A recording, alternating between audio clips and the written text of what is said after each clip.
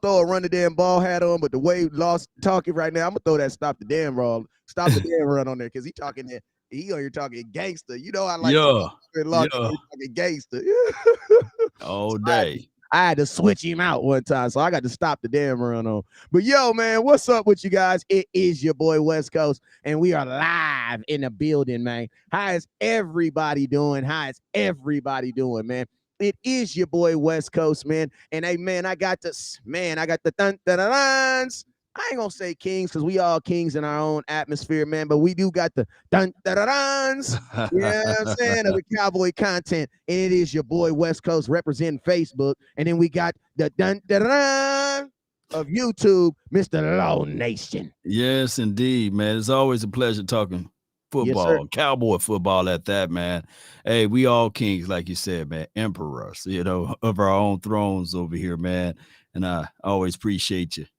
I love it, man. I love it. Like J. Mm-hmm. Cole said, like J. Cole, it's amazing when two kings can coexist. You feel me? You Mm-hmm. feel Oh me? yeah. Oh You know yeah. what I'm saying? Oh yeah. But Oh yo, yeah. man, but listen to me, man. Listen to me. All this that you see, all this tangible content, all this content that you can feel in your soul, it would never happen if it was some of y'all that's helping us keep these bills on. You know what I'm saying? Keeping these lights on. You know what I'm saying? We keeps it all the way real over here. You know what I'm saying? All If you day. don't support, we will get a notice. And if you don't support again, they will turn us off. You feel me? We're on a one check system. You feel me? So listen to me. What we about to do right now is we about to shout out to some folks right now that's really helping us keep these lights on. Like they really on the first, making sure stuff is getting done, man. And we want to let them know we appreciate them. How do we show them we appreciate them? By showing them some love. Now, this is what I need you to do. If you're on YouTube, because you guys know YouTube is it's not weird. It's just a little different. And YouTube is set up like this. If you don't say hi in the comment box, like if you don't say like, hi, West Coast, hi, Law, how you doing? If you don't put something like that to that effect in the comment box, it will not show us that you're in here. And we want to show you some love. So I'm gonna say what's up to everybody on Facebook. And while I do that, I need everybody that is currently watching on YouTube to at least put hi or just put Cowboys winning the Super Bowl 2023. I know that's kind of long, but you can just put 2023 Super Bowl champs if you want. Hey, Yeah, we will accept that. You know what I mean? man, we will Yeah. accept that as your entrance fee. You feel me? But Law, Yeah. how you doing today, man? Man, I'm well, man. Great day today, man. You hit that 100K. So many people hit me up saying congratulations and all of that good stuff over here on the YouTube world. And hey, it's good, man. Life good. Hey, hold up. You Hey! didn't know. Damn! Hey! Yeah. Congratulations! Yes, indeed. Yes, So, hey, indeed. Appreciate that, bro. hey, Law, you think I could get a small loan?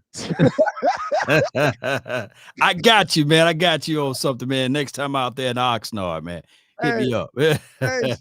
shout out to all the celebrities who met Donald Trump, and shout out to the one celebrity who was smart enough to ask him for a loan, man. They say when you get people who got 100K subscribers in front of you, man, you better, hey, you got one chance, you better ask, man. I'm asking, man, I need a little loan with no interest, and I need to pay it back when I get it back, but that I don't really have it back. Yeah, you know what I mean? If you know what Yeah, I'm saying, you know yeah. what I'm saying? Hey man, double salute, my dude, for hitting that 100 band. And when you get your plaque, man, you better do go dumb way, man, man. Go man, dumb. I'm gonna do the tour, man. I'm gonna take it all around Dallas with me, and then I'm gonna find a final resting spot somewhere in this corner where I'm Hey, at. you know what you should do? You should do like 21 Savage did with the Grammy. Take it back to the hood. Take it back, yeah, Take it back to the hood. yeah, Had yeah. grandma holding it. Let me get grandma. Had Yeah. little auntie holding it. Take it back to the hood, Lord. Yeah, Yeah. Yeah, I'm thinking of some things, man, to do with it, man. Whenever they do decide to send it out my way, I can't wait to peel it open, man. Do a box opening. You know how all of that goes, man. Hey, Yeah. hey, salute, man. That's what's up. Appreciate it, bro. Hey man, let's go ahead and jump up into this SS. You guys already know what it is. When we go live, two things you got to do. First off, you got to do is you got to hit that share button and you got to hit that star button. You know what I'm saying? And if you're on YouTube, you got to hit that super chat button. You feel me? So this is what I'm about to do. I'm about to say what's up to everybody that's saying what's up to me, and then I'm gonna say your name out. You feel me? If you're on YouTube right now, what I want you to do is say congratulations or put 100K. That's not, you know what? That's what we're gonna put. I want everybody right now put 100K. 100K. Yeah, Everybody yeah, put 100K appreciate it. in the comment box Appreciate it. right now. As long as you put 100K in the comment box, we're going to try to give you a shout out. But hey, let me shout out some folks over here. Shout out to my boy John. Shout out to you, boy. My boy Cofield, Eddie. I see you. Freddie Trina. I see you over there. Brandon, I see you over there. Lord is that Lord Dovo 9085 is showing you some love. Aldolfo Perez is showing some love. IROC is showing some love. IROC. C. Clark, Adrian Martinez, too. He says, congratulations on Cowboy Sports. K. T. Most showing love. Nerdo, Montreal Henderson, appreciate you. Cameron Milligan, what's up with you? Hey, I'm trying to say what's up with you, but he got 100,000 of y'all, so I'm gonna miss some of y'all. Hey man, it's all good, man. Some of y'all now. Okay. Okay. All right. All right. Hey, Law, Mr. 100K, man. I'm gonna let you start this thing off today, man. Mr. 100K. Yeah, no doubt, man. I appreciate it. So they got some topics out here, man. They got Devin White out here that's available. We also having conversations with NFL Network. They're talking about if Bijan Robinson falls to the 12th spot, should the Cowboys move up? They saying that the Cowboys will move up to go grab him. That's crazy, right? Like they and did. They got on the entree or on the menu. I'm looking at it. They talking about Cowboys drafting a tight end with the 26th spot. So which one of those topics you want to talk about, man? The one that sounds like the most untrue. And that is Cowboys. The Cowboys trading up to get anybody. I said this joke. I said, yeah, just like the Cowboys did to get Micah Parsons. And you know what's going to happen? Somebody's going to jump in the comments like, West Coast, you're so wrong. The Cowboys didn't trade up to get Micah Parsons. You damn right they did it. And y'all know what Micah Parsons is. That's Jesus' little brother. Oh, you know what I'm saying? That's Jesus' little brother. That's the fourth disciple right there. All in the form of a linebacker. If they didn't move up to get that young man, I'm gonna be honest with you, the Cowboys ain't moving up to get nobody. No, they're gonna be like a tree planted by the water. If anything, they probably get cute and slide back. And that could be a situation and scenario that they look at it and overanalyze where they at, and then they slide back and say they can get more and more resources down the line. I wouldn't go with any of those options. With the 26th spot, stay still, stay steady, and just go ahead and pick right there. That's what I would do. I mean, that's what I would do too, because it's like, listen to me. The whole NFL showed me that listen, the only people that care about running backs is West Coast. I'm gonna be honest with you. Listen to me. They don't love the running back position the way we do. You know what I'm saying? If you got to run the damn ball hat, kudos on you. But guess what? The NFL don't love the running back position the way we do. They don't. You know what I'm saying? If you guys notice, every single running back went down this year. You know what I'm saying? You either took less money to stay with your team, or your ass got put off a team and had to go take less money to be on a team. You know what I'm saying? But no running back went up this year. So that lets me know, think about this. When you're going to go, if you're going to move up, you're doing what? You're moving up. If you care that much about a running back that much, bro, you're not getting rid of Ezekiel Elliott. You're not. The thing is with the philosophy of the running back is the shelf life. Running backs age like bananas on top of the refrigerator. And now most of these owners are seeing that. And when you start talking about guaranteed money, and you remember everything switched and changed when I believe Le'Veon Bell was asking for his money. He held out, he stood out, and I think he went a whole year without playing. $14.3 million. Yeah. Mistaken. No. Yeah. Mistaken history. Go ahead. Yeah, so I think that's what's happening now is that these owners, they talk to each other. They saying, you know what? We are not finna allow these running backs who have a short shelf life control the narrative of what we're trying to do here. So we got the big stick. We're gonna make sure that they obey. And so far, they are winning with their collusion thing going on. So if the Cowboys do decide to move up and get a Bijan, just keep in mind, we did multiple mock drafts.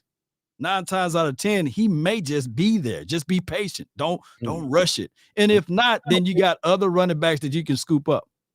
Hey, I'm gonna tell y'all this right now. I need to pause real quick. Everybody look. Hey, Law a little spicy, right? This 100K Law, I like this. No, don't tell him to say anything, but y'all just keep that between me and y'all. Law he a little spicy since he got that 100K. I like that. He a little spicy. Law said bow and boom. Okay, I like this new Law. Hey man, I'm gonna jump right there. I'm gonna jump right in that boat with you. And I said this right here. Have you guys noticed that every single meeting is televised in the NFL except for what meeting? The owners meeting. Have you guys noticed that the owners meeting is the only meeting that they interview them as they're walking out? I never thought of it that way. We have no interviews, no footage of what actually goes on in the meeting. We hear about what's going to happen in the meeting. We hear about what happened in the meeting, but we never get what's happening in the meeting. And that's why I said, Law, I've been saying this for the longest, man. You got to say it like this. If we all lived in the neighborhood, right? We all lived in a brand new neighborhood, right? And my house is selling for $500,000 right now. Obviously, I live in California, so don't y'all be acting weird. My house selling for $500,000, right? Now, Law, he just gracious. You know what I'm saying? He just gracious. He didn't found this family. They only got about $300,000. He want to sell. He want to be nice and sell his house for $200,000 less than what my house is worth, right? Can I ask you guys a question only to the realtors in the building or for the folks who know what common sense is? Will he sell his house for $200,000 less than my house? Will that affect me in any way? It will. Oh, it will. It will. It'll drive down the pricing. But that's I don't live in that house, Law. Why would that affect me though? Yeah, because of the comp, it would be the average house that's sold, and then they would be looking at it like, before you sell this house, there's some communities and neighborhoods that would say, we can't allow that.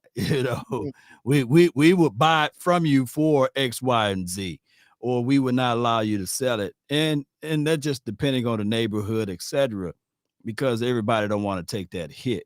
So it's one of those things, whereas you headed down the right area there. So think about this. So think about this. If we're all owners and we all have a running back, does it not benefit us all to be like, yo, man, I'm not gonna pay my running back. Hey, Law, what's up with you, man? You own the Raiders? Hey, man, don't you got a guy that just rushed for like 1,600 yards? Yeah, man. Hey, Law, don't y'all pay him? Don't y'all pay him? And that is why I think that the players union, the NFL players union, is one of the weakest unions in the world, because they should have fought to get rid of the franchise tag. You see, the franchise tag cripples the player, although it gives them upfront money, but it don't give them long-term stability. So that's where you're seeing some of these issues with the franchise tag, because the owners can say, okay, hey, we can scoop up $10 million and pay you that. I mean, imagine this. Imagine in a world if the Cleveland Cavaliers would have franchise tagged LeBron James. Like imagine a world if a team told Kevin Durant, you can't go play wherever you want to go play.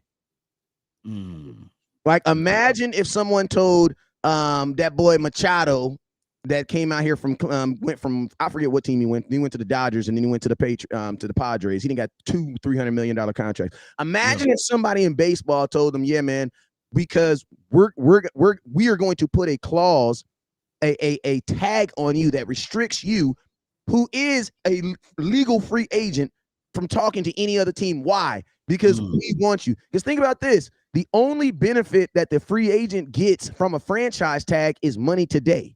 Yeah. That's the only benefit. The only.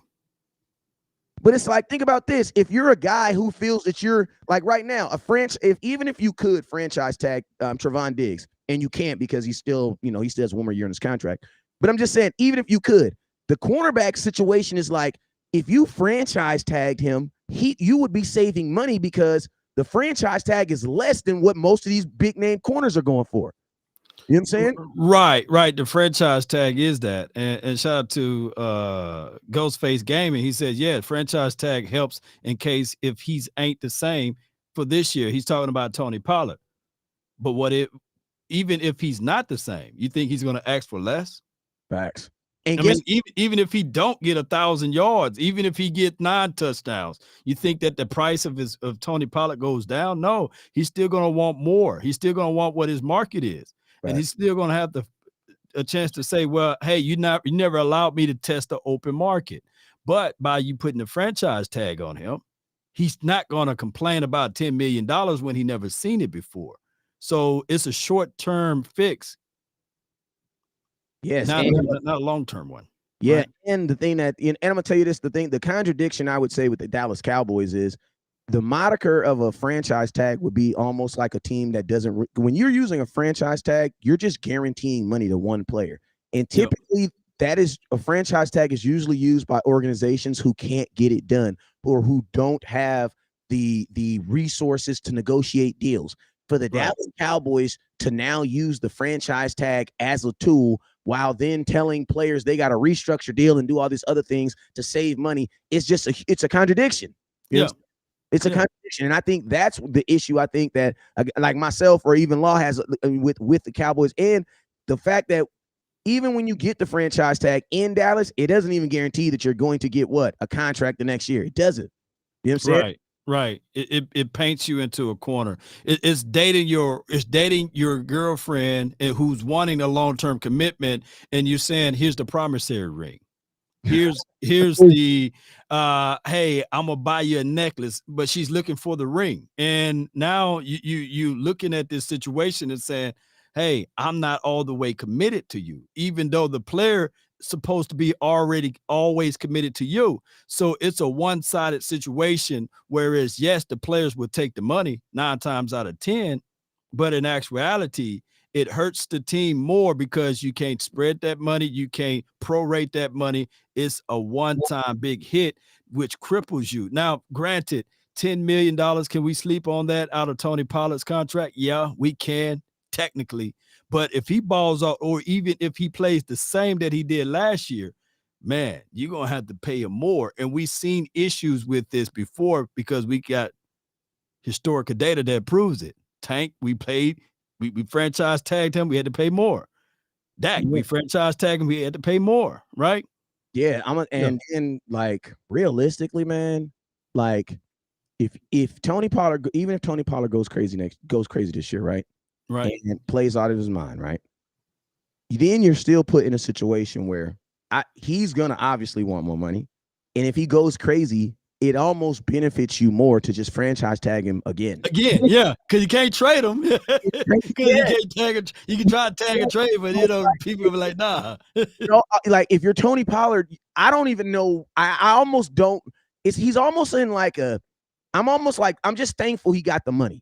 You know what I'm saying? Because it's like, for at the end of the day, like these next 2 years might be it, because if the cool thing about Tony is if you get franchise tag twice, then how old are you? You're 27 years old, about to be 28 years old. Nobody's trying to sign a long-term deal to a running back 28 years old, 27 years old. They're not doing that. So it's like now you're past you're past your, not necessarily you're past your prime, but you're past the years of me wanting to sign a contract.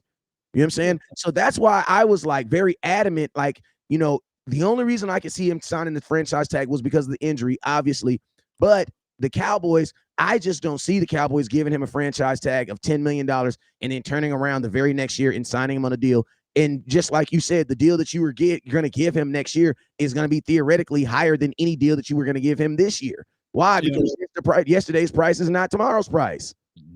Big facts right there, man. Big facts right there. So, I mean, it's a gamble, and the Cowboys, they're going to take this gamble, but it all points directions to heading into the 2023 draft and drafting a running back, like you said, and drafting to replace Tony Pollard too. Because even if he do balls out, what kind of contract you going to give him?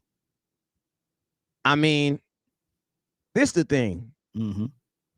Theoretically, like you just keep saying, you should be drafting to replace Tony Pollard. There you go. This should not be about drafting to replace Ezekiel Elliott.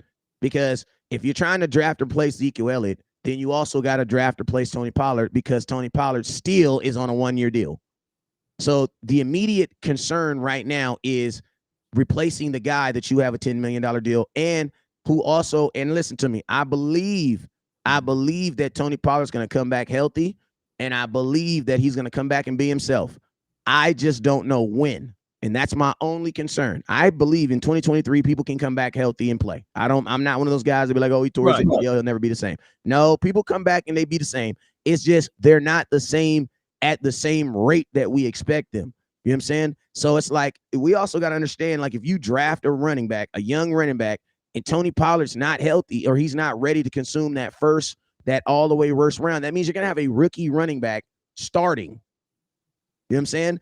And, you know, Rondell Jones, a guy who played 61 games, but he's only started 21, he would then be your veteran running back. You know what I'm saying? Yeah. I honestly believe that Malik Davis is better than Rondell Jones at this point of his career. So it's like, I would have some concerns with that. You know what I'm saying? That's my only issue, I think, that I would say with drafting a running back. You know what I'm saying? Especially one early, because if you draft one early, that basically kills off any free agent, anything like that. Because if you draft a running back, Bijan Robinson, man, there's no reason to even mention Zeke ever again. You know what I'm saying? Well, here's my thoughts on this. Malik, he's still the unknown. I think Ronald Jones' resume is still longer than Malik's, and one can argue that it is comparable or longer than Tony Pollard, right? But Tony Pollard would get the nod of being the number one running back.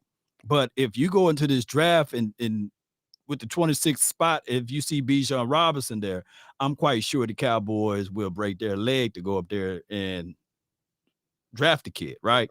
But they shouldn't paint themselves. They shouldn't paint themselves in the corner, even with Jahmyr Gibbs. Yeah, I mean, I was a different type of back.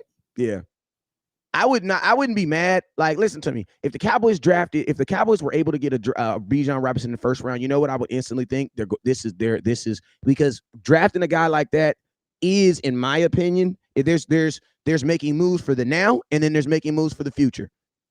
In the future, meaning, like, you know, what they're gonna be doing in 3 years, blah blah blah, right? If you would get your hands on a Bijan Robinson, in my opinion, he would have to go in the bucket of, we trying to do this right now. Because I would, you know what I mean? Because he is gonna play. Yeah, he's gonna play, and he's gonna demand like at least 12 to 15 more touches, right? Yeah, he could be that battering ram for you. Even though if he's not there, what I'm saying is, collectively, for those who watching, if Jahmyr Gibbs is there too, you can't just sneeze on him. You know who Jahmyr Gibbs compared himself to? Oh, a faster Christian McCaffrey, and in between a Jamal Charles. And we talking about prime Jamal Charles, not the old Jamal Charles. So I'm gonna ask you, would you pass up on a faster Christian McCaffrey? No, but my question is, because you the super duper film guy, do you agree with that statement? Hey, I believe in a man's confidence. Now, if he said that he's a faster Christian McCaffrey and he put himself in between Jamal Charles and Christian McCaffrey, I'm not going to throw any salt at the man. Now, Now, I'm going to let the people in the chat. No, I tell you, letting people in the chat say something. No, I tell you this. I trust you. Listen, Law. I trust your opinion of him more than I trust his opinion of himself. Put it like that. Wait a minute. I trust your opinion on the subject way more than I trust his. So, I don't even know that boy. I don't even know that man. Your Honor, I've never met this man in my life. Wait a minute. And they fight me already, man. Sam Jordan said, wait a minute, Christian McCaffrey was better than Gibbs in college. You know. But hey, he said that he's a faster Christian McCaffrey. So, I mean, you had to fight him. Don't fight me, you know. He talking about Chris McCaffrey in college, or Chris McCaffrey like last week or something? You know what I'm saying? Like right after the shower, you know, he in vacation. He said from his mouth, I'm gonna have to pull the interview. That's a strong statement, right? Good Morning Football. He said, I'm a faster Christian McCaffrey. Then if he said, this is what I'll say. If a player's gonna say something like that and actually say someone's name, that means that he has it documented somewhere. So I would assume that he probably has a faster 40 time than Christian McCaffrey, and he knows he may do. What's Christian McCaffrey 40? Hey, put it in the comment box. What's Christian McCaffrey's 40? Yeah. And then put his 40 in there. And look up Jamal Charles when he first entered the league. I think Jamal was dope when he first entered the The league. thing about Jamal Charles was like Chris, the boy, Chris CJ2K. Johnson. They were just above, they were before their time. You know what I'm saying? Yeah. They were before their time. If CJ2K was in the NFL right now, he would be ridiculous, bro. You want to know why? Because they would also throw him the ball. I used to kill people on Madden. Why? Because I threw him the football. Yeah. I threw him the football. You know what I'm saying? Yeah. Sam Jordan said Christian McCaffrey ran a 4.4 and Gibbs ran a 4.3. So that's why he said. I mean, yeah. Because he knew. Because you're not gonna make a statement like that and be like, wait, time out. Google did. Auntie Gina did not agree with that statement. Auntie Gina said, Murray, listen here, Law. If the baby's mine, I'm gonna take care of my responsibilities. And when it comes to is Christian McCaffrey faster than Gibbs, we found out that is not a lie. That is a lie. So with his assessment, style of play, those guys that's in between the scat back and can be a fullback, I don't see no fault in that. Is Gibbs bigger too? Is he bigger than it? Because, bro, I'm gonna tell you this right now. If he bigger than him and he's running a little bit faster, that's kind of. I will say I will have to sit back and cross my legs on that one because I'm kind of impressed. Or people can ask themselves, why did Christian McCaffrey fail, right? He wasn't like top 10 draft pick, right? He fell to the 20s. I think the Cowboys even passed up on Christian McCaffrey, if I'm not mistaken. Too. They Yeah. They thought he was really smart. That's his brother's smart. Yeah, he's cool and all, but let's see what happened when he get hit with the NFL stuff. And then he showed up, but it is what it is. I like this statement right here. Q Bells. I like this comment. Q Ball says, I'm with West Coast on that, Law. You the film guy. Let's direct to the film guy. Thank you for tuning in to the Law Nation film session. Hey, you may have to use that as a sound. You may have to use that as a sound bite. Well, what you asking me for? You the film guy. Let's take a deeper look into the film. But Gibbs is nice. Christian McCaffrey is nice.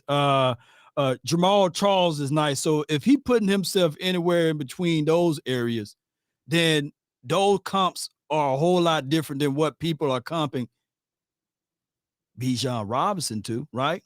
Mm-hmm. They comp Bijan Robinson to Ezekiel Elliott. And I'm going to tell y'all, and Saquon, he ain't none of those two. From my opinion, from my film analysis, he ain't none of those two. You know what I'm saying?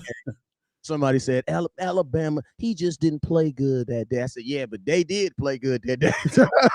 That's the only problem. And it's more defenses. I honestly think that Texas is a team that kind of fell into him. Like, I think if Texas would have really understood what they had in Bijan, they would have tailored it more toward him, and they probably would have won more games. You know what I'm saying? Like, there was games where Texas was just like Bijan was wearing dudes out, and they just went like it looked like some Carolyn Moore stuff. Like, literally, dudes want to throw the ball. You know what I'm saying? Yeah. So even in that Alabama game, like they featured him, but at the same time, like with these running backs and with these offensive coordinators got to understand is like the run game is not like the pass game, bro. Like the run game's like it's like a tattoo. Like that mess look ugly at some point. You know what I'm saying? And sometimes the run game might never look good. It may not ever look good the whole game. But then when you pull back and see the whole thing, you're like, oh, okay, now I see it a little bit better now. Yeah. You know what I'm saying? Yeah. Now, that's why I said at the beginning of this conversation about Bijan, if the Dallas Cowboys, if you get your hands on a guy like that, me personally, he goes in the bucket of weapon, you know what I'm saying? And he goes in the bucket of Cowboys trying to do some stuff right now. As a firm believer in run the damn ball, I definitely would be okay with if he's sitting there at 26, it would be hard for me to pass on him. Yeah. Just because I want to win a Super Bowl right now. And I think the only thing that I would be okay with probably passing on a talent like that is probably like if a nasty guard was there that I'm just, you know what I'm saying? Because that's another position that I'm just like, because as of right now, I don't believe we have a starting left guard unless you got a breaking news when I didn't. Well, they talk about Terrence Steele. There's still smoke and mirrors with that, right? So we just know the Jones family. There's no way on God's green earth that they would pass up on my dude Bijan Robinson. If he's right there, there's no way. There's no way.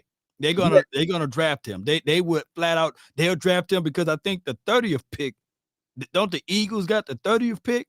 yeah. And And then then they ain't gonna let him go to the Eagles because they're gonna be by that time the Eagles gonna double back and try to draft him. I yeah, believe.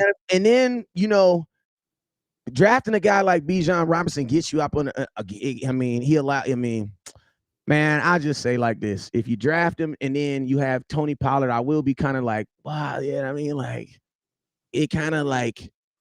I mean, you want to have this 1-2 punch, but I don't think I still believe that Tony Pollard is going to need time to be Tony Pollard. You know what I'm saying? And so I do hope that they get someone there. If he is sitting there, I think I would be hard pressed for the Cowboys not to take him. You know what I'm saying? Because even if you do have Tony Pollard, you still got the 5th-year option. You know what I'm saying? So, and then you can still franchise tag him. You know what I'm saying? Like, I mean, hey, listen to me. I don't like it when people get screwed over unless I'm doing the screwing. That's just what it is. Like, that's just how life is sometimes. You know what I'm saying? I want me some glory hole. Right. You gotta say that after that, man. Well, hey, man, Jerry. Speaking of folks going places and moving around and stuff like this, man, listen to me, man. There was this guy named, I'm going to say, Jeff Okudah, man. And I'm going to tell y'all this right now, man. Some of y'all might want to go into the archives of that draft season about 3 years ago because, man, there was people swearing up and down that Jeff Okudah was the greatest thing since sliced bread. And I ain't going to lie to you, Law. I was never, I was never a big fan of him. Never a big fan of him. Why you wasn't? Jeff is cool. Listen to me. Okudah's cool. Listen, I was a fan of his skill set, but I did not think that he was a top 10 player. Like, this is my thing. When you're getting drafted in the top 10, it doesn't even have to do with position. That is, there has to be a degree of you being a just flat out top 10 player. You know what I'm saying? Right, and I just didn't believe that he was like the 3rd or 4th player in that draft. You know what I'm saying? And I felt that Detroit had way too many other needs to be trying to lie on a freaking corner. Like, what is a top 5 corner going to do for you? Nothing. You're not making it out of the realm because of, you know what I'm saying? So it's like, and I think the main reason why they drafted him was because Aaron Rodgers. You know what I'm saying? Oh yeah. Well, here's the thing with Jeff. He shout out to Ohio State. And shout out to if you're trying to stop Aaron Rodgers, you want to press him. You want a dude that's going to shut him down at the line of scrimmage. You want that, but Jeff is the kind of guy that I see tons of potentials in him. I see a guy that can cover every blade of grass. That's physical and aggressive, but he's been injury prone, right? He's been battling through injuries and things like that. And shout out to him. Shout out to the Okudah family, man. They follow the channel and everything. I appreciate them. Grand Prairie on Jeff Okudah right down here in Dallas. You know what I'm saying? So, hey, I feel you though, but I think that the Falcons got them a steal, man. For a 5th round pick, they owe him $11 million though. Yeah, I know $11 million, but shoot, Falcons got the highest salary cap available, spending, so they got a lot of money. And he got, how many years he got on the contract? Is he on his 3rd year or is he on his 4th year with 1 year? Y'all help me out with that. I need to call a friend, man. Y'all help me out with is he still on? I think he's still within the confines of his rookie's contract, though. Yeah, because that was only 3, so this might be his 3rd year. 11. Yeah, Jeff's still young. He's still young, and Texas boys. You know how it goes, man. I mean, this is for them. I think. I mean, for them, it was a good trade. Anyway, anytime you get someone who's a top 10 pick and they're still in a rookie deal for a 5th round pick, it doesn't really matter what position it is. Everything is a gamble. That's a good pick. Like, I mean, that's a good flip because if he's on his rookie deal, that means that there's still a chance that he's the same player that original team drafted. Like, he's not on like, his an extension. You know what I'm saying? There's still a good chance that he still can be that same player. And if you can flip that out for a 5th round pick, even if he bombs, you know what I'm saying? You're only losing a 5th round pick. So for me, I think I would be okay with it. I think the conversation that people were saying now is, did you want a Jeff Okudah or do I want a Stephon Gilmore? I mean, to be honest with you, the way my cornerback room is set up right now, I would have rather have a Stephon Gilmore. Why? Because I need an older vet who can help, who can coach up. I don't need to be trying to coach him up. Like Jeff Okudah, right? my opinion, he needs to be up under an older corner, right? Well, I'm Right. going to do that with Trevon Diggs. Like, I don't want Trevon Diggs to be the big brother right now if he doesn't have to. He's still on his rookie deal. You know what I'm saying? So it's like, Right. You got to pay. Yeah. You right on the money with it, fam. Yeah. Go ahead. No, I was just gonna say in every possibility, either if it was Jeff Okudah over here to the Cowboys or Gilly, both of those guys would make this team better. It just somehow that we got a Gilly that who we can all use and say, hey, he can help Bland out, or he can help all of our other guys that's already here. Jeff Okudah would just be added to the mix of a young DB room. Kind of like what Atlanta got. They got AJ Terrell and they got Jeff Okudah. So they went the route, whereas those are the things that we will be looking at. 2 young DBs. It can work for you or it can hurt you. And it's an old wait and see now to see what the Falcons can do. Hey, the Falcons beat the Niners last year, though, by the way. And I'm gonna tell y'all this right now. I would think that the DB's coach in Atlanta's probably pretty damn good at his job too. Because for you to make this trade, you're looking at him and you're saying, I can do better with him. Part of the reason why he's not where he's wanted to be is because he don't have the coaching. He's gonna get that here. Yeah. You know what I'm saying? And I'm gonna tell you, that's the mentality that the Dallas Cowboys take when they go get a lot of players. It's the mindset of, nah, they was just tripping because they was over there. You know what I'm saying? I'm gonna tell you, where do we use that mentality a lot? When it comes to injuries. Right. We say, hey, man, he was injured a lot over there. Why? Because he don't got the best in the world. We got Baylor Health and what's the other boy name they put on the end of that hospital? Baylor Health Sinclair, somebody. You know what I'm saying? They got Scott White. Yeah. They got liquor stores in California. In Texas, they got hospitals, bro. They on every street corner, bro. I know a street right now in Dallas got a hospital on this side, a hospital on the side, and 2 clinics on the left. I said, damn. Hospitals is big money. It is big money in Dallas. You know what I'm saying? Or just Texas, period. It is, healthcare is big money out there. So it does not surprise me that people go to Dallas and get instantly healed, right? So they use that same mentality. You know what I'm saying? That same mentality. Teams will look at players and evaluate them and say, hey, man, part of the reason why I think he's failing or part of the reason why he's this, there, or that is because of what? Because we feel that we have a exceptional coaching. But I'm gonna tell you like this. Is this a trade that I would have did? Yes. And I'm gonna tell you this right now. I'm gonna tell you this right now, Law. I would have did this even with Stephon Gilmore. You want to know why? Because now you're talking. Now you're talking. Keep going, boy. Keep going. Listen, I'm one of them greedy SOBs. You know what I'm saying? If you ask me West Coast, do you want some ice cream or do you want some cake? I'm the dude that's gonna say, how do I get both? Greedy, yeah. Think about this. Stephon Gilmore is technically a Band-Aid. It is a really good Band-Aid, but it is a Band-Aid. Listen to me. If Gangsta Jerry was here, Jerry would have brought in both. And Jerry would have said, hey, you know what? Izzy McCormick, I love you. Nashawn Wright, I love you. I love all you guys. But listen to me. Jeff Okudah, come on here, slide down here. You know? And then this is what we're going to do. I'm about to throw all y'all in here. Stephon Gilmore, you're going to be here for a year. In 1 year, one of y'all is going to get this job. Go get it. That's get it, man. No brainer. Just try to get both of them. Why not? Yep. And especially like a 5th round draft pick. We could find guys find guys in between the couch, man. You know what I'm saying? To come over here and play and make something happen, you know? And Law, think about this too. Law. Ooh. I want you to bet. Think about all the money in your bank account right now. Mm-hmm. And think about that couple dollars you got on the side that don't nobody know about. Okay. How much of that you want to bet that the Cowboys draft a cornerback before rounds 5? I would probably bet most of it to think between rounds 1 and 5, the Cowboys will draft a cornerback. I would think so. Yeah. So then why would you have a problem giving up a 5th round pick? I mean, if you drop Jeff Okudah in this draft, he's probably the 2nd or 3rd best corner in this draft. So it's a come up either way. Cowboys, I would have did trade. Yeah, it's a come up either way. I just think that right now, but the Cowboys, and this is why I'm going to trust them. I'm going to trust them because it's 2 weeks before the draft.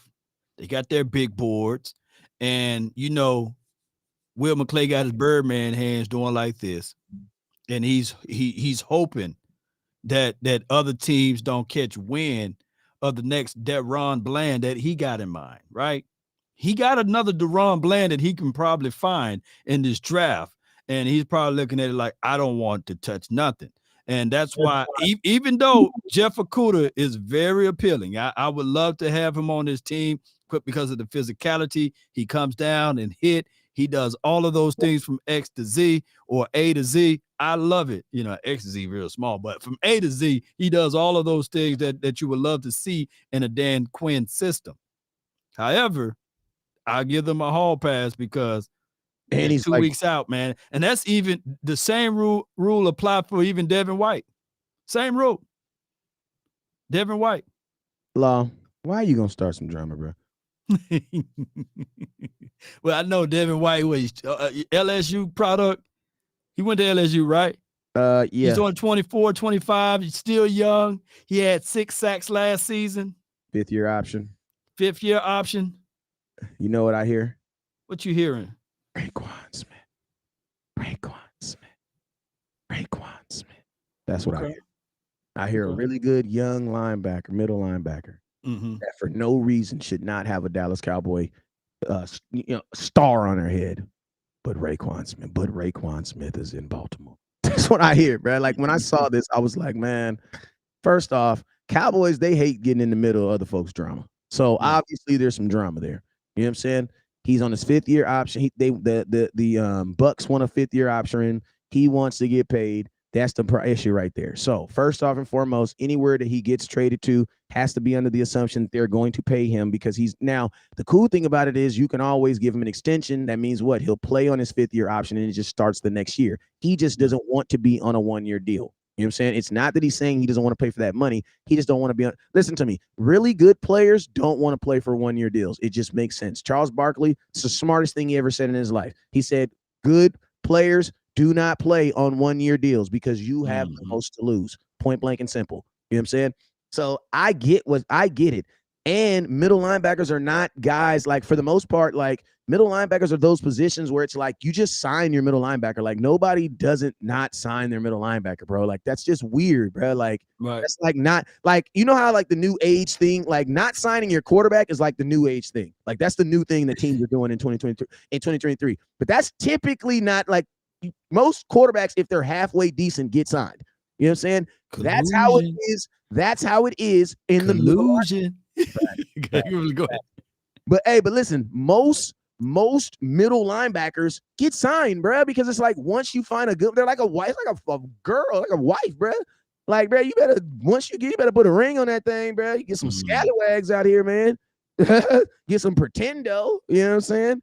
Like for real, once you really have one, you're supposed to stick with them. So a guy like Devin White, I can see it. You know what I'm saying? I can see it and I can totally understand it. And you got to see it like this. Raekwon Smith just got $18 million, bruh.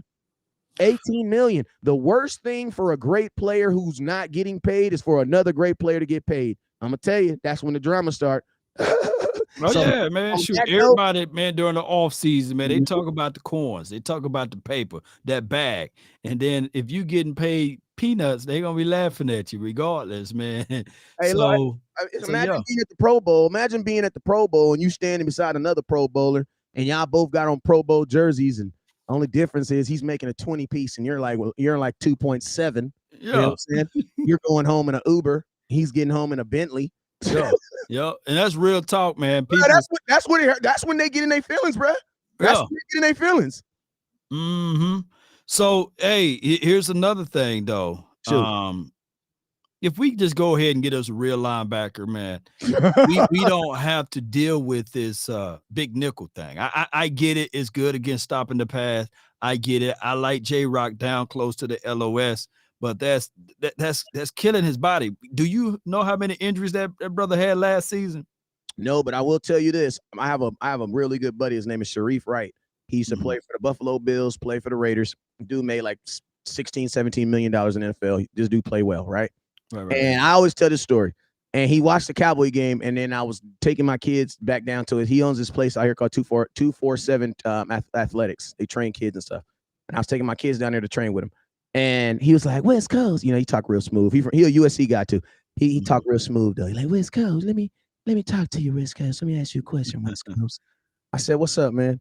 He like, man, so y'all make y'all safeties play linebacker, man?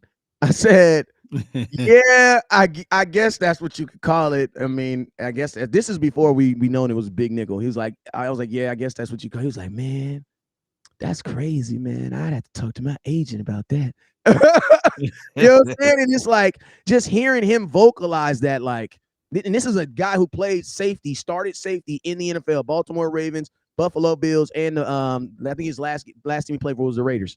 Right. And he said, it's like, man, I had to talk to my agent about that, bro, because that's a lot of contact, bro. Yeah. Like that's taking years off your career. It is. It is. Like safeties typically play long time. Like I'm gonna tell you, and it's crazy because now that I think about it, bro, I've never heard of a team with so many hurt safeties. Like that's crazy because safeties, listen to me, safeties are the farthest dudes away from the action. So how is line of defense? How are they always hurt? Always nicked up, man. And I get it though. I get the scheme. I get the concept. But when you light body, you are a light body. So you are depending on these guys to rally, chase, attack to the point to stop the runners, right? So when we saying that, okay, we need bigger bodies, we need to stop the run better, 9 times out of 10, sometimes you can see a scheme. You can see that, hey, we're getting gassed. Our guys are getting mauled over and ran over on the edge there and not necessarily always upside the middle. So I just think that sometimes you can fall in love with a concept and a system and a scheme, but sometimes you're going to need, I'm going to say pre-pause. You're going to need big meat, you know. Listen to me. I'm going to tell you this right here. We going to pause again. Hell, you mean you ain't gonna say something like that? Just let me walk into that. I'm not gonna walk into that with my mouth open. Hell no. Wait a minute. Pause, man. Damn. Hey, you know what? This is what I'm gonna say. Like, I love them. I love them to death. Yeah. But maybe the Neville Gallimore and the Osia Digazura, maybe that. Listen to me. I know we love them because they're dope against the pass. They be getting in there and slamming the quarterback down. But like, bro, Law, I need my defensive tackle to do what my cook do. And that is what? His job. Yo. I need them to actually stop the run. So my thing is this.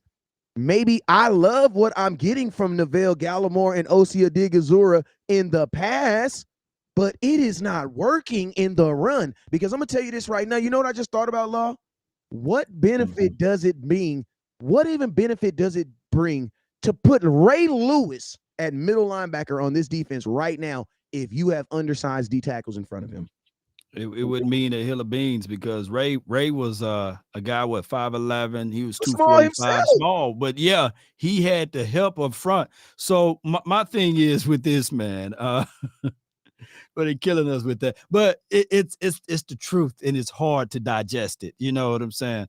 Of the Cowboys just need to get bigger, and sometimes you may have to get out of that big nickel because this is what the philosophy is.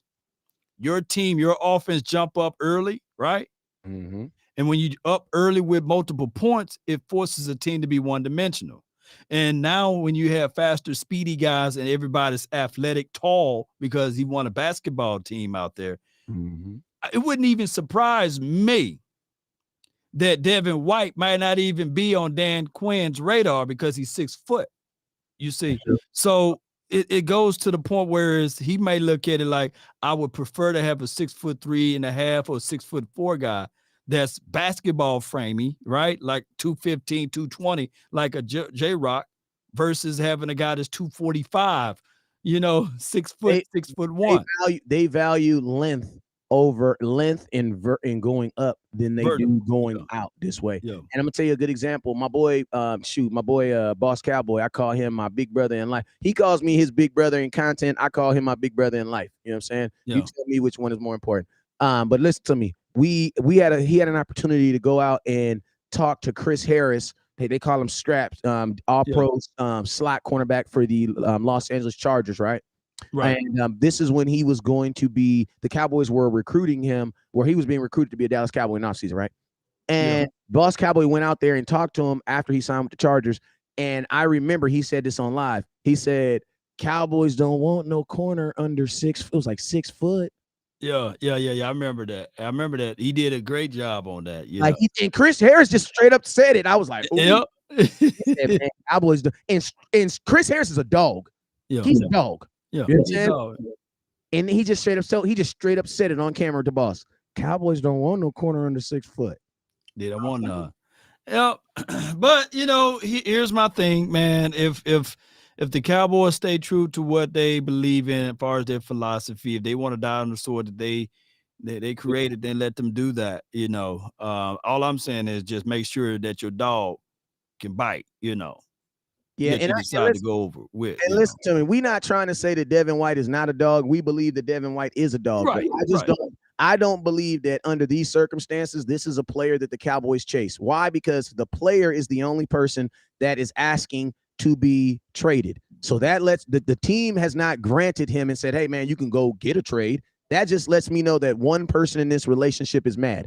This doesn't mean that both people, in order for him to actually get traded, you need both parties to be warranted, you know what I mean, to be trying to get up out of there. You know what I'm saying? Yes, indeed. And let me ask my guy, Action Power, appreciate you, man. He says Jordan Lewis and Anthony Brown, both of those boys were pre-Quinn administration. Now, granted, even Kelvin Joseph, he's really 5'11" himself. And some markers will give him 6 foot, but he got long arms, right? So it's one of those things. I'm not saying that first and foremost, y'all know I rock with J-Rock. I'm not saying that J-Rock is trash or anything, but I'm just saying that it would benefit the team more if we play traditional linebacker sets. Or how about you do this? How about you just let Jaron Kearse be the actual position that it says on his actual player profile? It doesn't say that he's a linebacker. So how about you just let the kid play safety? Like, I'm going to be honest with you. Every single time that your safety gets hurt, they're in the box. I got to run the damn ball hat right now. If you can if you can send me a video of one of my safeties getting hurt in coverage. Donovan Wilson got hurt in the box. Jaron Kearse. Hey, you remember that game when we lost both our safeties in one game? They both came back. Wow.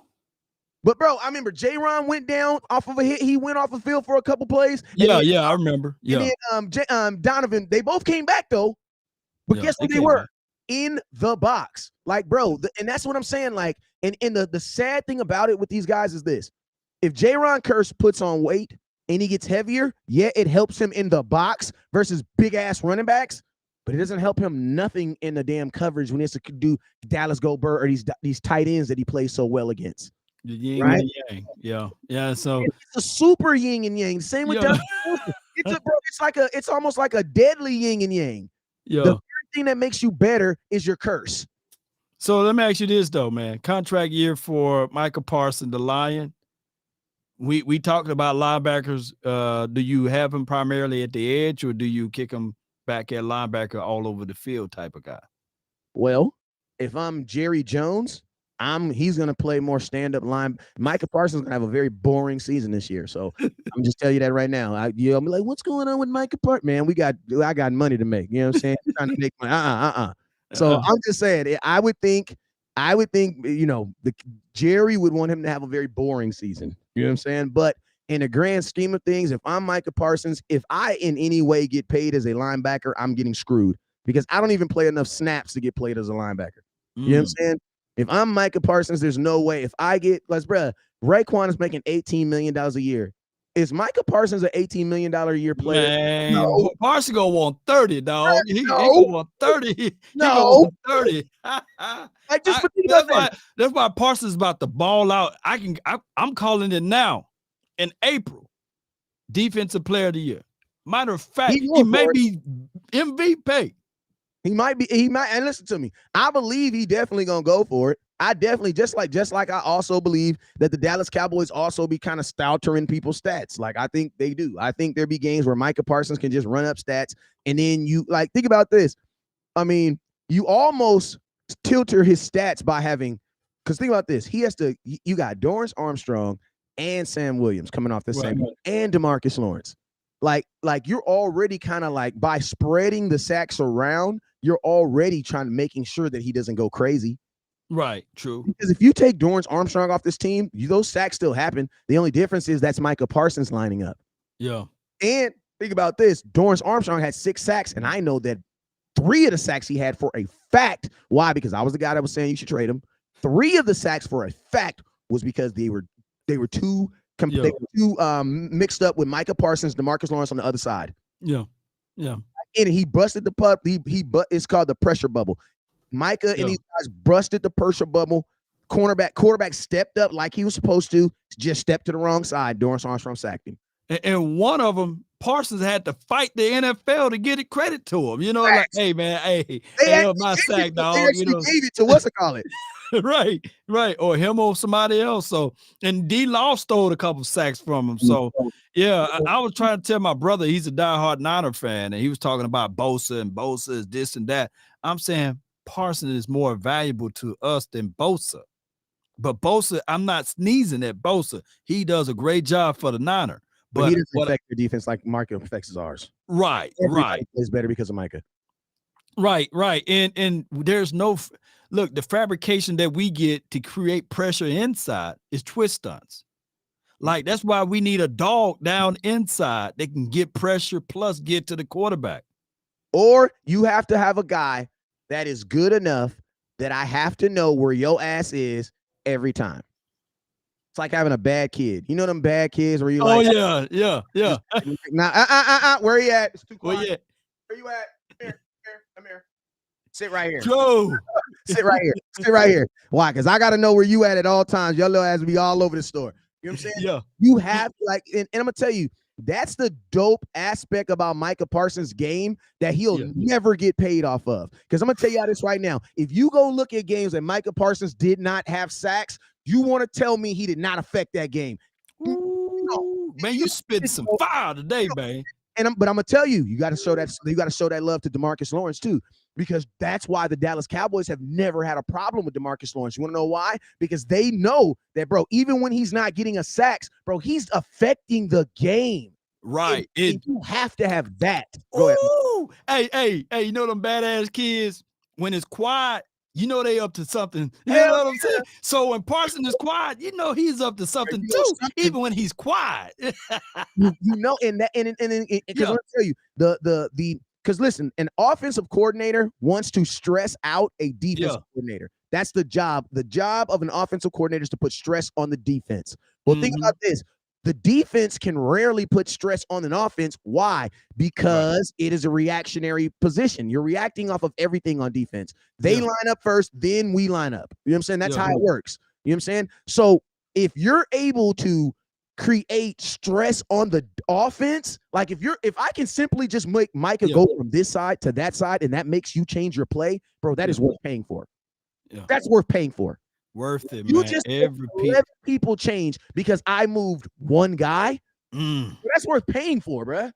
And all the Cowboys got to do is capitalize off of that. That's all we're asking, is the Cowboys to go out there and get something to complement Parsons.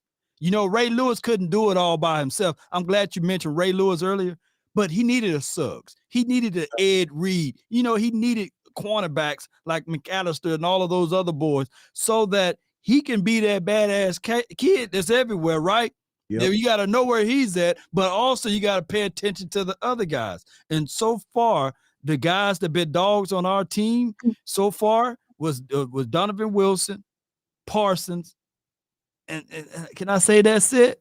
Yeah. Or it'd be disrespectful to someone. Bland, he came in and disrupt some things, but you know we need to find another situation where it's. Man, these kids running all over everywhere. Maybe a Drew Sanders or someone. Huh? I mean, this my thing. I like Drew Sanders, but you know, I'm a big Arkansas Razorback fan. Not as big as I say it. I'm just saying I'm big. That's because my college team. I'm a fat breaking the truth a little bit. You know what I'm saying? But I do go to one game a year. You know what I'm saying? And this is what I say.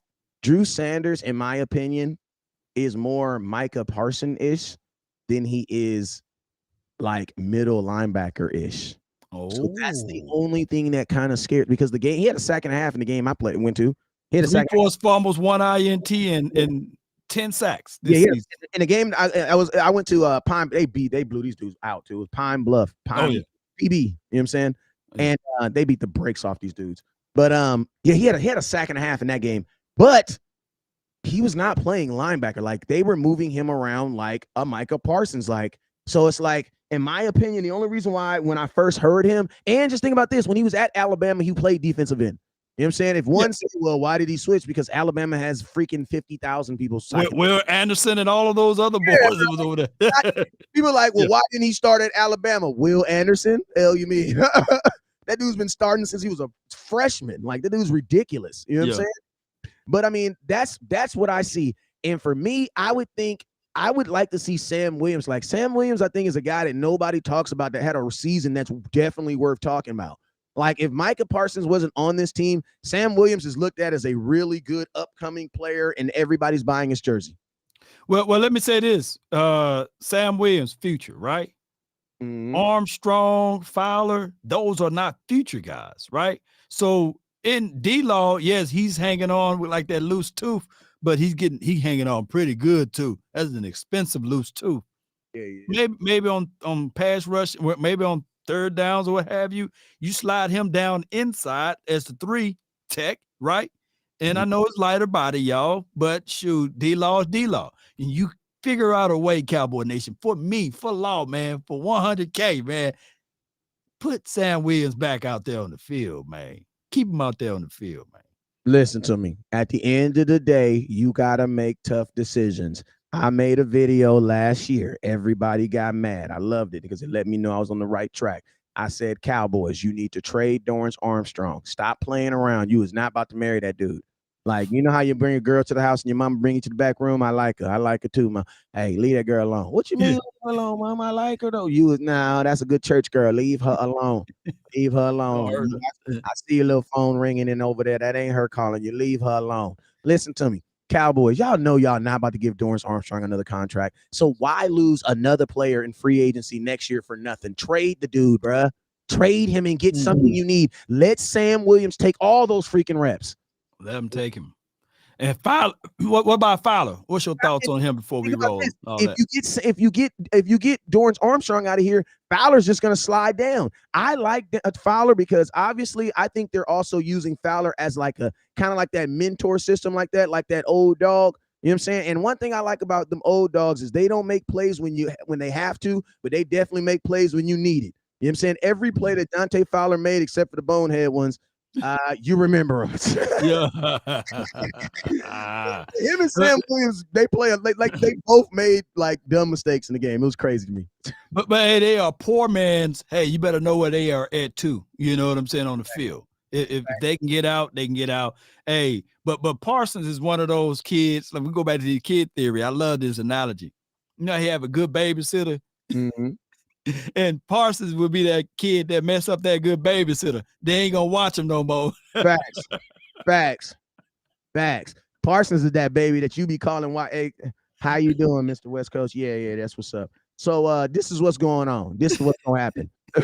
Hey, let me tell you true story. I remember my kids was young, right? I remember I went out of town or something. I forget. And I called my auntie, and my auntie's like, yes, you know your son Kyron, you know the one that poops under the table. Wow. My son, like for real, my son, he pooping his diaper, obviously, but my kitchen table has a long skirt on it, so you can literally go under there and be private. So my son, my little 2-year-old, like literally, he's about 18 months. He would go under there and like literally that would be his bathroom, and he would just poop in his diaper under the table. Wow.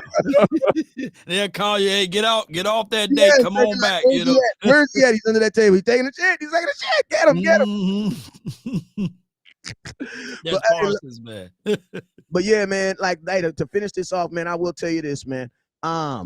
Micah Parsons, you said this, and this is what Cowboy Nation has to understand. This is a contract year for Micah Parsons, and I need everybody to do something, okay? While you guys still love Micah Parsons, right? I need you to record a 30-second video telling yourself how much you love Micah Parsons. Now, today. I want it date stamped because it's going to get ugly over the next couple years, and you guys are going to turn on him, and they're going to drop all types of stuff. And I just want you guys to have a starting point. Because some of you guys would be like, I never liked Dak. That's a goddamn lie. Yeah, yeah, That's yeah, a yeah, goddamn. yeah, You didn't like Dak 2016? yeah, Goddamn. Oh, I ain't trying to hear it. Look, I yeah, never liked him. I'm just being real with you. I never liked him. What? That's right. you know what I'm saying? Like out of your goddamn mind. Yeah. thank you. Thank you. Yeah. Like some of y'all just be overboard with this stuff, bruh. Like just flat out overboard. You know what I'm saying? But I'm telling you guys, when the money drops, there is going to be a villainization of Micah Parsons. I need you guys to at least know where you started. And I'm going to tell you guys this right now. Trevon Diggs, after training camp, HCM from HCM Sports, there is no mandatory day until June 15th where these guys got to report, right? But I'm gonna hip you guys to some stuff real quick. After the draft, there's gonna be voluntary camps that players can voluntarily go. That means they have the choice not to go and not to go, right? Trevon Diggs has went to all three. So when he don't show up to this camp after April, and the Cowboys try to sell you on some, oh yeah, he didn't really have to go. Your question to the Cowboys need to be, well, why the hell he go to the last three? Damn. Okay. Stop dropping all them gems, man. Keep going. That's all hey, my boy Corey said, my boy West Coast can't pronounce one damn. Hey, if you make plays, I say your name right. I promise you. Hey. Make plays, I promise you I won't say your name wrong. I just go by the numbers, man. I mess up people. I'm from Mississippi. I mess up people's name all the time, man. Hey, Law, you let them know, man. Our football field was bigger than our computer lab. That's all I'm gonna say. You know what I'm saying? Other things we're focused on. Other things we're focused on. But listen to me. Like I said, when these voluntary camps happen and Trevon Diggs ain't there, and they try to tell y'all it's, he just had some personal things he had to take care of. His car wasn't working, and we just told him he'd be fine. That's not true. That's not true. Yeah. That's not true. All right. Don't hate Diggs. I think that needs to be the hashtag. I already got one hashtag going saying it goes, it's don't forget about Diggs. But I'm gonna tell y'all this right here. Real story, real fact, man. After this draft, they're going to try to run Trevon Diggs through the mud, y'all. They are going to. They are going to. You know what I'm saying? And we hope that we are wrong, right? But that's all we can hope for, man. They would have just paid him, bro. Yeah. What are you waiting, Law? You tell me. Now you left out one more person. Who I forget? CD Lamb. What's going to be the story? What you have for the future for him? The only thing they're gonna do right by him. They're gonna do right by him. This is the only thing about CD Lamb, though. He technically had. Diggs really only has 1 year, y'all.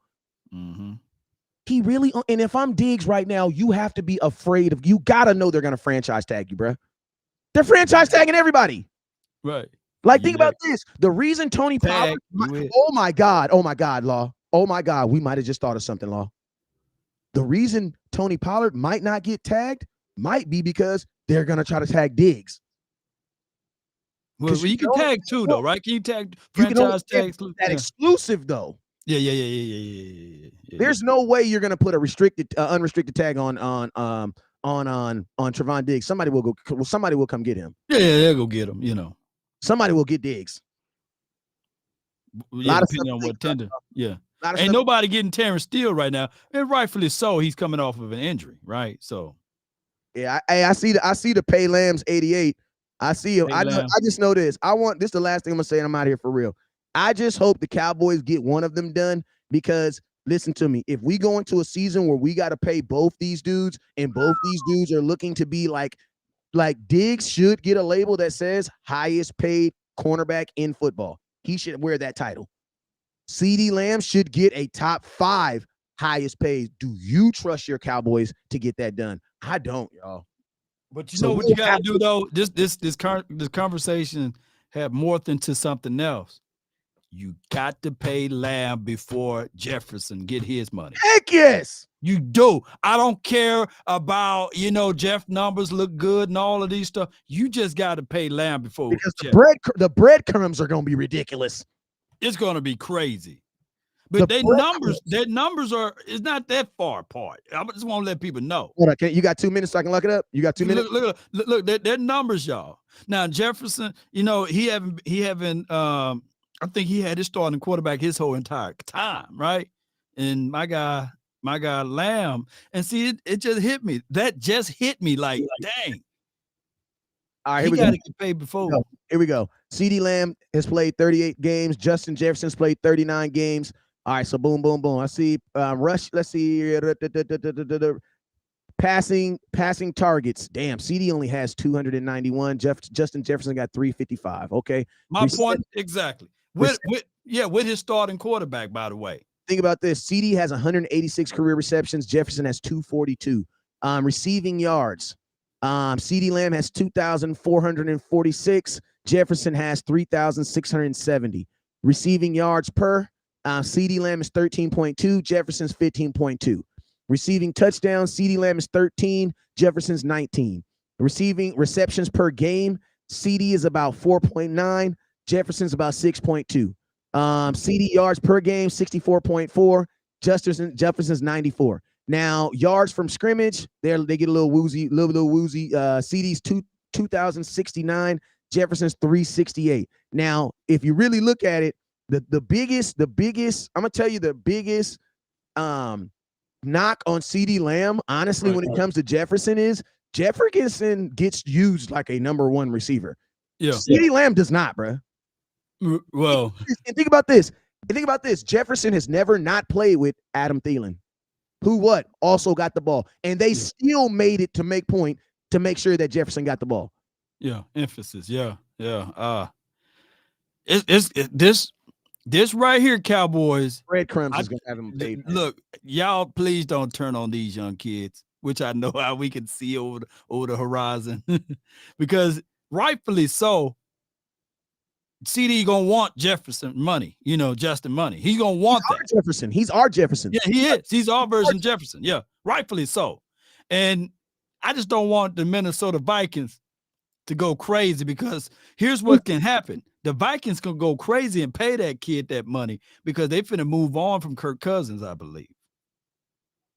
So, man, look, we got to pay those two young guys and then get ready to pay my guy number 11, the trouble child. You know what I'm saying? Parsons. Yeah. I'm gonna tell you this right now. He is not gonna go quietly, man. Yeah, he ain't gonna go with that.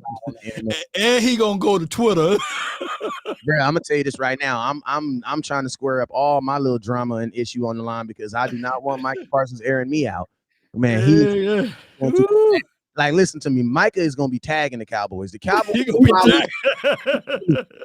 Cowboys will probably block Micah Parsons on social media. Micah's not going to let it go, bro. Parsons gonna go on Von Miller podcast. He gonna go on all of those podcasts, man. He gonna be talking crap. He's gonna be talking crap, bro. Yeah. But shout out to him. He deserved to talk, though. But the Cowboys deserve to go ahead and pay him before he get to talking, Yes, and he's going to have the numbers, and he's going to have the character to back it up. So what are you going to say? Cowboys going to have to invent some stuff against Micah Parsons. Man, they're going to have to figure out something, man. Put something where he can go ahead and get paid. You know how that baby that cry in the movies, in the Walmart, in Target, that's part here go be. You get that baby that bottle. Facts. But hey, man, love, we're here for an hour and 20 minutes, man. It's been a great show, man. I appreciate you for bumping in, man. This has been your Cowboys week, man, brought to you by West Coast Cowboy and Law Nation, man. Hey, man, for the rest of the day, if you want to tune in for some more Cowboy content, make sure you guys stay tuned in right here on Law Nation's page, man, because he will be live with the final word. I think that's at about 6, and then I will be live right here on my page later on tonight. I got a football practice, so if I got energy, I'm gonna go live again, I promise you. But I know for a fact the final word will be live tonight around 6 p.m. That's Boss Cowboy, that's Law Nation, that's Big Game James, and there's one more, the OC. You know what I'm saying? Yes, so indeed, man. make sure you guys, if you're looking for more content, if you're thirsty for content, make sure you guys continue to tune in with those guys. And then also have your notifications on. Why? Because West Coast will be live at the draft. I'll be leaving on the 26th. I'll be out there from the 26th to the 30th, giving you guys that raw, uncut content. I'm trying to get kicked out the draft. You already know how it is. If I don't get kicked out, I ain't really get in. You feel me? Hey, but you know what it is, man. We ain't going to tell you where you can find us, because if you got your notifications on, we'll pop up on your phone and let you know when we live. Hey, we already know what it is. Never look down, because stars up. Peace.